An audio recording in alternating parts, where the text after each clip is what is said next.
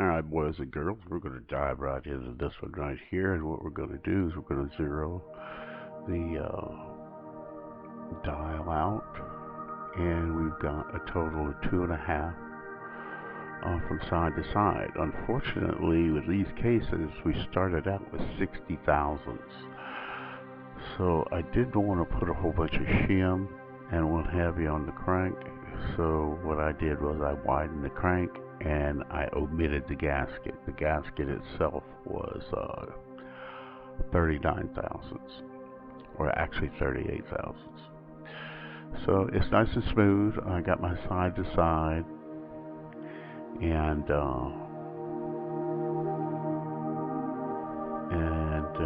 then what we're going to do now is we're going to do the final truing, because I had to widen the crank, which requires a little bit of pressing. So, but it's very smooth, and we will get the crank about as good as you could get it on my little lathe anyhow. So we're going to dive into that here in a minute or two, and then we're going to go ahead and build this puppy up. Alright, we're going to get the dial set up on here, and this is going to be the actual piece that's fixed in the lathe, which the lathe does have a +4 run out on it. So, and all lathes have some run out on it. So here I am spinning it around. You saw in the previous video how I spread it, pinch it, and then I'll take a plastic block, and to get the two, what you're going to see here, you get these two docked together as close as possible. So we're going to roll this around. Pretty much basically we got the same thing on that one. We got those good to go with one another. And like I said, about as good as I can get on my little lathe. All lathes have some run out. And then on the actual shaft, and this will be shaft to shaft, you also got to remember, you're going to see zeros all the way around on this thing. But that doesn't mean it's where it should be, because you got 4 thousandths run out. So you got to account for that. So we've got it almost dialed in perfectly, which is not a bad thing. And yeah, it's like perfect all the way around.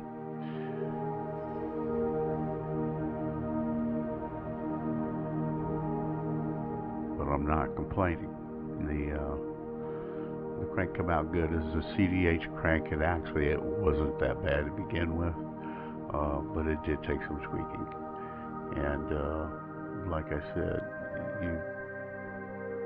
what I do is I'll take a plastic block, and I'll knock the two halves to where they're perfect, and then I will spread it and pinch it to get that particular shaft there straight. So we got these good, and let's get on to the assembly of this thing.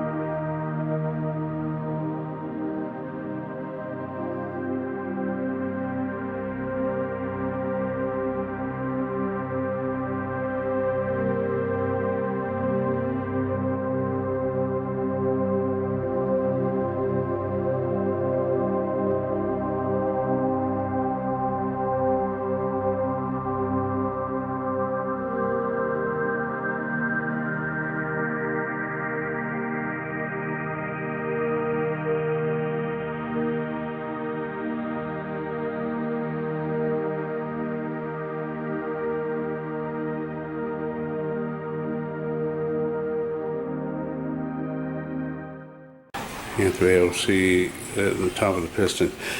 When I put the head on with just a copper gasket, I knew it would hit. So that's 0 right there. So I set it was 10 or around 11 on both sides. Whenever you hear the term dwell, even though it's on 0, you don't see this piston moving, because that's the transition of the crank at top dead center. And you'll only start to see it move when it gets to 12 or 11, and there you go. And you start to see it then, and you start to see it then, oh so lightly. And top dead center, that's the reason you want to use a piston stop. So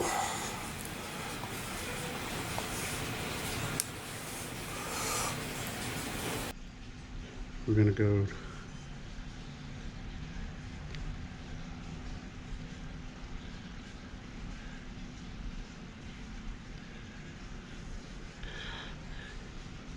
and that's right at 95, about 92, 93. And then we're going to look for the transfer ports to open.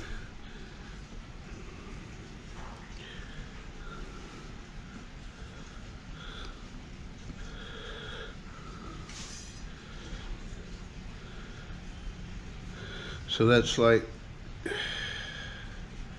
21. I mean 121. So let me make sure that they're, get over here. Right there. Yeah, it's like 120. We're 95, so 120. That's about, when did this?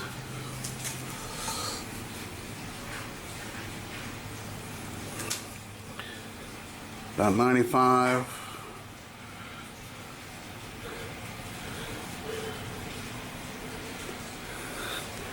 Like 24, low down.